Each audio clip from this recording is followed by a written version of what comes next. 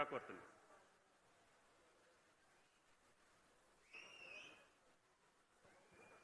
సభకు నమస్కారం. ఈరోజు ఈ సమావేశానికి ముఖ్య అతిథిగా విచ్చేసిన మనందరి అభిమాన నాయకులు, రైతుల పక్షపాతి, గౌరవ రాష్ట్ర ముఖ్యమంత్రి రేవంత్ రెడ్డి గారికి, వేదిక మీద ఉన్న సహచార మంత్రివర్యులు పెద్దల తుమ్మల నాగేశ్వరరావు గారు, జిల్లా ఇన్ఛార్జి మంత్రి గారు వివేక్ గారు, అదే రకంగా దామోదర్ రాజనరసింహ గారు, పొన్నం గారు, ఇంకా స్థానిక పార్లమెంటు సభ్యులు, వేదిక మీద ఉన్న శాసనసభ్యులు, శాసన మండలి సభ్యులు, కార్పొరేషన్ చైర్మన్లు, వివిధ హోదాల్లో ఉన్న ప్రజాప్రతినిధులు, ముఖ్య అధికారులు, ప్రింట్ అండ్ ఎలక్ట్రానిక్ మీడియా మిత్రులు, ముఖ్యంగా నా రైతన్నలు, ఆడబిడ్డలు అందరికీ మనస్ఫూర్తిగా హృదయపూర్వక నమస్కారం. మీకు తెలిసిందే, ఈ ప్రజాప్రభుత్వం గౌరవ ముఖ్యమంత్రి రేవంత్ రెడ్డి గారితో ఏర్పడిన తర్వాత ఒక్క రైతన్నలనే కాదు, ఈ తెలంగాణ రాష్ట్రంలో ప్రతి ఒక్కరిని ఆడబిడ్డల విషయంలో కానీ, నిరుద్యోగుల విషయంలో కానీ ప్రతి ఒక్కళ్ళకి అండదండలుగా ఉంటూ అనేక సంక్షేమ కార్యక్రమాలు ఇస్తూ, అభివృద్ధి కార్యక్రమాలు చేస్తూ ఈ ప్రభుత్వం ఎలా ముందుకు నడుస్తుందో మీకు తెలిసిందే. రైతుల గురించి ఇంతకుముందే తుమ్మల గారు చాలా వివరంగా చెప్పారు. ఈ పామాయిల్ గురించి కూడా చెప్పారు. రైతును రాజు చేసే దాంట్లో గౌరవ ముఖ్యమంత్రి రేవంత్ రెడ్డి గారి నాయకత్వంలోని మీ ప్రభుత్వం ఎన్ని గుంటనక్కలు కారు కోతలు కూసినా, ఎన్ని విషపు ప్రచారాలు చేసినా, ఎంత అధికారం కావాలని దాహంతో, తాపత్రయంతో ఆరోపణలు చేసినా, ప్రజల పక్షపాతాన ప్రజా ప్రభుత్వంగా రైతులకు చెప్పిన ప్రతి సంక్షేమ కార్యక్రమాన్ని, తెలంగాణ రాష్ట్రంలో ఉండే పేదవాళ్లకు చెప్పిన ప్రతి అభివృద్ధి సంక్షేమ కార్యక్రమాల్ని ఈ ప్రభుత్వం అందిస్తుంది. భవిష్యత్తులో కూడా అదే రకంగా అందిస్తుంది. దాంట్లో భాగమే ధరణిని బంగాళాఖాతంలో వేసిన తర్వాత భూభారత తీసుకొచ్చి భూములున్న ఆసాములకు అనేక సమస్యలు పరిష్కరించాం. సాదా బైనామాలకు సంబంధించిన దాంట్లో కూడా ఎవరైతే గతంలో అమ్ముకొని సాదా అగ్రిమెంట్ ద్వారా అది రెగ్యులైజేషన్ వాళ్ళ కాన్సెంట్ కావాలని ఆపారో దానికి కూడా గౌరవ ముఖ్యమంత్రి గారు 4 రోజుల కిందమే రిలాక్సేషన్ ఇచ్చాం.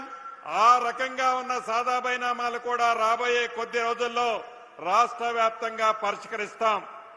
అంతేకాదు, ఆనాటి 10 సంవత్సరాల్లో ఇందిరమ్మ ఇళ్ల విషయం మర్చిపోయారు. ఈ ప్రజాప్రభుత్వంలో మొదటి విడత 4.5 లక్షల ఇళ్లు ఇచ్చాం. ప్రతి సోమవారం నాడు మీరు కట్టిన ఇంటి లెవెల్ బట్టి డబ్బులు ఇస్తున్నాం.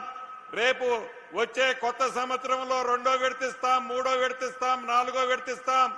అర్హులైన ప్రతి పేదవాళ్లకి మీ ఇందిరమ్మ ప్రభుత్వంలో ఇందిరమ్మ ఇళ్లు గౌరవ ముఖ్యమంత్రి రేవంత్ రెడ్డి గారి నాయకత్వంలో ప్రతి పేదవాడికి, సిద్దిపేటలో పింక్ కలర్ షర్ట్ కట్టుకున్న వేసుకున్న నాయకుడు పేదవాడు అయ్యున్నా కూడా తప్పకుండా వాళ్లకు కూడా ఇందిరమ్మ ఇల్లు ఇచ్చి తీరుతామని ఈ వేదిక ద్వారా రాష్ట్ర ప్రజలందరికీ తెలుపుతూ, మరొక్కసారి ఇంత పెద్ద ఎత్తున అద్భుతమైన ఫ్యాక్టరీ కట్టాం. దూరం నుంచి చూస్తే దీని విలువ విశేషం కనిపించదు, కానీ దగ్గర నుంచి చూస్తే చాలా స్పష్టంగా కనిపిస్తుంది. గత ప్రభుత్వ పెద్దలు నిన్న మొన్న ఆరోపణలు చూశాం. ఈ రోజు వారి పింక్ కలర్ పేపర్లో కూడా చూశాం. మా టైంలో కట్టిన ఫ్యాక్టరీ అంటారు. అయ్యా మీ టైంలో తెల్ల కాగితాన్ని నల్ల కాగితం చేసి ఒక కాగితాన్ని ఈ రైతుల ముఖాన్ని ఇసిరేసిపోతే ఈ ప్రజా ప్రభుత్వం గౌరవ ముఖ్యమంత్రి రేవంత్ రెడ్డి గారి నాయకత్వంలో వచ్చిన తర్వాత ఈ ఫ్యాక్టరీ కట్టాం. ఒక్కసారి మీ ముఖం అద్దంలో చూసుకో.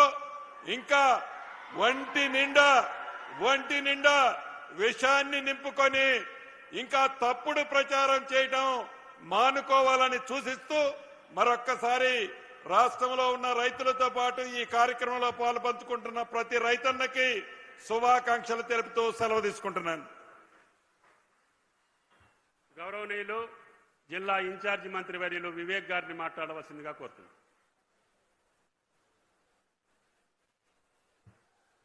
సభకు నమస్కారం.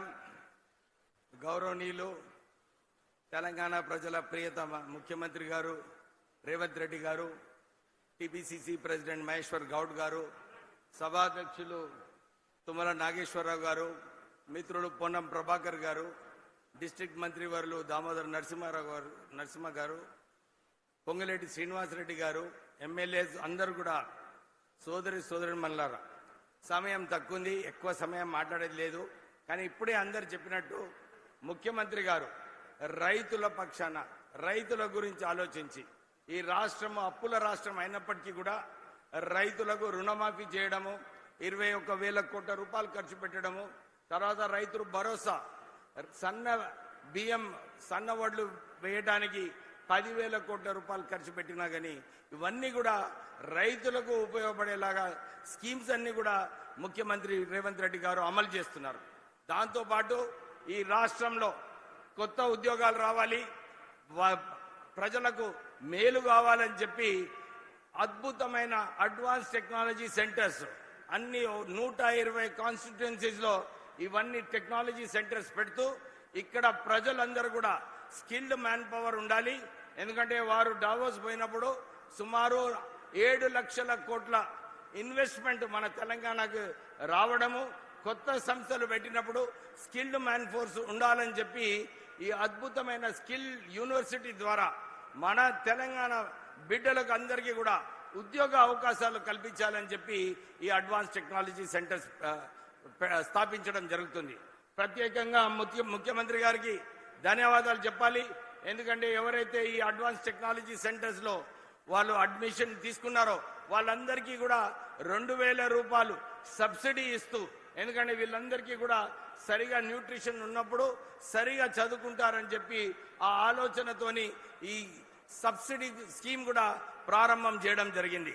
అంతేకాదు ప్రత్యేకంగా మన సిద్దిపేట జిల్లాకి ఏదైతే వారు ఒక పెద్ద మనసుతోని ఒక ఇంటిగ్రేటెడ్ స్కూలు, ఒక తెలంగాణ పబ్లిక్ స్కూలు 2 కూడా శాంక్షన్ చేసినందుకు మీకు కృతజ్ఞతలు చెబుతూ, మనకు సిద్దిపేట ఇప్పుడే నాకు చెప్తున్నారు వివేక్ గారు, మీరు ఇన్ఛార్జ్ మంత్రి గారు, ఏది అవసరాలు ఉన్నా కానీ సిద్దిపేటలో మీరు రివ్యూ మీటింగ్ తీసుకొని ఇవన్నీ కూడా సమస్యలు నా దగ్గర తీసుకొస్తే సిద్దిపేటకి స్పెషల్ శాంక్షన్ చేస్తానని చెప్పి కూడా ముఖ్యమంత్రి గారు ఆదేశాలు ఇవ్వడం జరిగింది.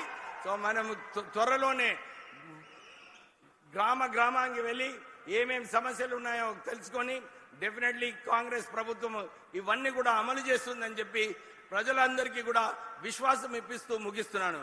జై తెలంగాణ, జై హింద్. Thank you. గౌరవనీయులు వైద్య శాఖ మార్చులు పెద్దలు దామోదర్ రాజనరసింహ గారిని మాట్లాడవలసిందిగా కోరుతున్నాను.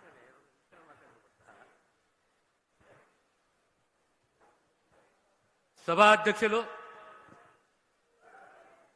పెద్దలు తుమ్మల నాగేశ్వరరావు గారు, మన అందరి ప్రియతమ నాయకుడు రాష్ట్ర ముఖ్యమంత్రి రేవంత్ రెడ్డి గారు, పిసిసి అధ్యక్షులు మహేష్ కుమార్ గౌడ్ గారు, సహచర మంత్రివర్యులు వివేక్ గారు, శ్రీనివాసరెడ్డి గారు, వేదికలు అలంకరించిన ప్రజాప్రతినిధులు, పెద్దలు, సోదరులారా, మనమందరము విశ్వసిస్తాము, ఆచరణలో చూస్తున్నాము, ముఖ్యమంత్రి గారు రైతు పక్షపాతి అని చెప్పి. కానీ ఇంకా గమనిస్తే మనకొక్కటి అర్థమవుతుంది, విద్య, ఎడ్యుకేషన్ ప్రతి తెలంగాణ పిల్లవాడికి ప్రభుత్వ పరంగా